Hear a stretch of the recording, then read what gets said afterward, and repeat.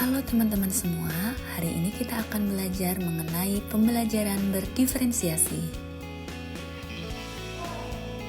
Yuk kenalan dulu dengan kelompok 1, ada Kak Carolina, ada Kak Karomatul, ada Kak Kartika, ada Kak Maharani, Kak Mandala, dan yang terakhir ada Kak Miftahul.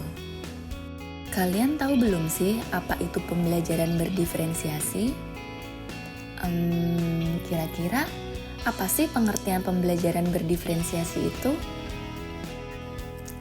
Nah, pembelajaran berdiferensiasi adalah teknik instruksional atau pembelajaran di mana guru menggunakan berbagai metode pengajaran untuk memenuhi kebutuhan individual setiap siswa sesuai dengan kebutuhan mereka. Kebutuhan tersebut dapat berupa pengetahuan yang ada, gaya belajar, minat, dan pemahaman terhadap mata pelajaran. Kemudian, apa saja yang menjadi ciri-ciri pembelajaran berdiferensiasi? Yang pertama, bersifat proaktif. Guru secara aktif sudah mengantisipasi kelas yang akan diajarnya. Bagaimana cara mengantisipasinya? Dengan cara membuat rencana pembelajaran. Yang kedua, menekankan kualitas daripada kuantitas.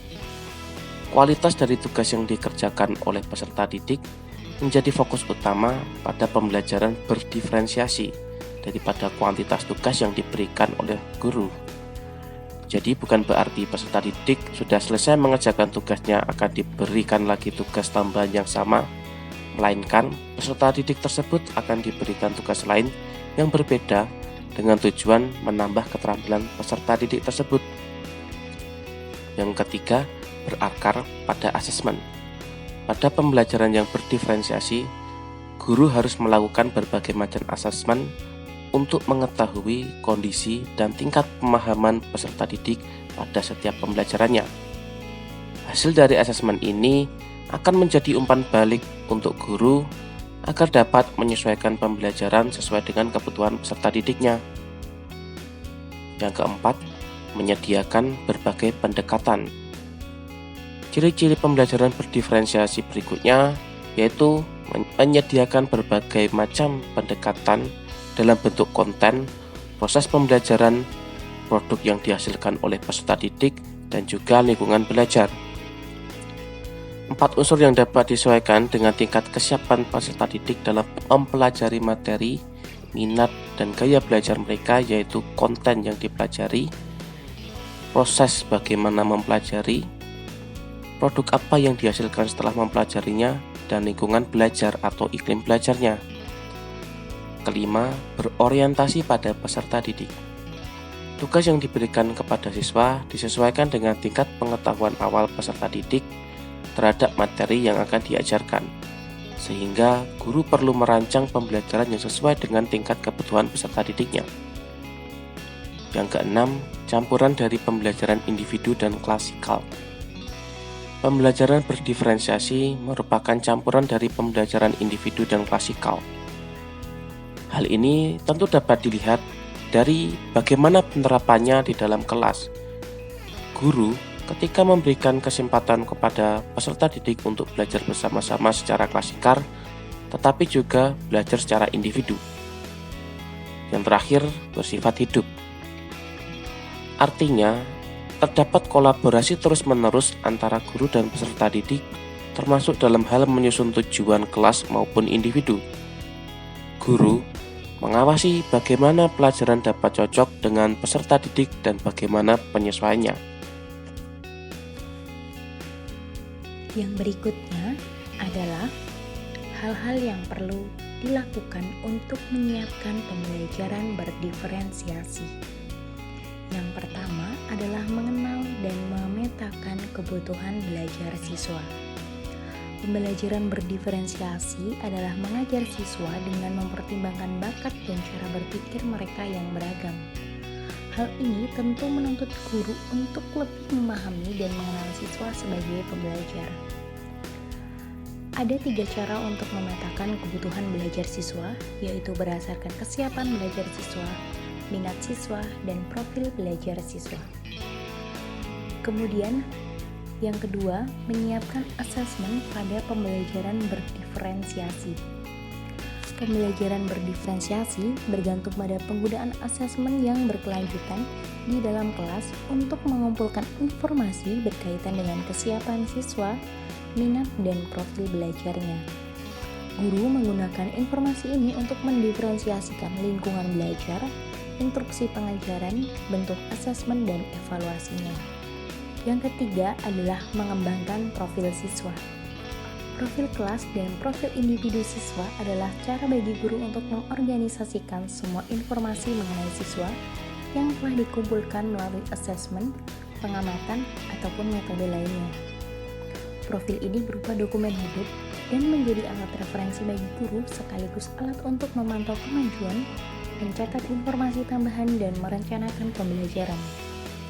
Profil dapat diupdate secara berkala selama tahun pelajaran atau semester berlangsung.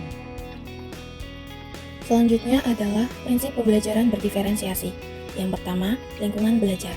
Lingkungan belajar adalah lingkungan fisik seperti ruang kelas dan tempat belajar. Lingkungan belajar haruslah lingkungan yang mendukung kebutuhan emosional dan akademis siswa sehingga menciptakan suasana yang aman dan nyaman untuk belajar. Yang kedua, kurikulum yang berkualitas.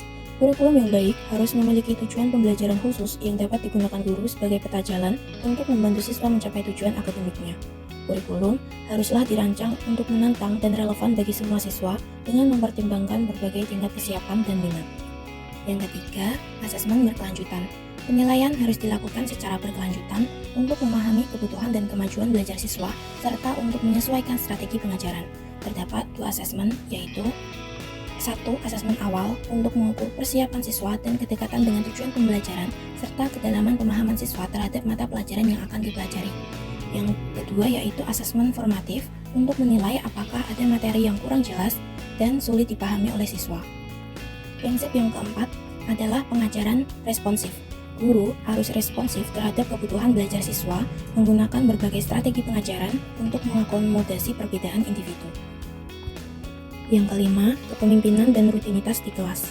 Seorang guru yang baik bisa mengelola kelas secara efektif.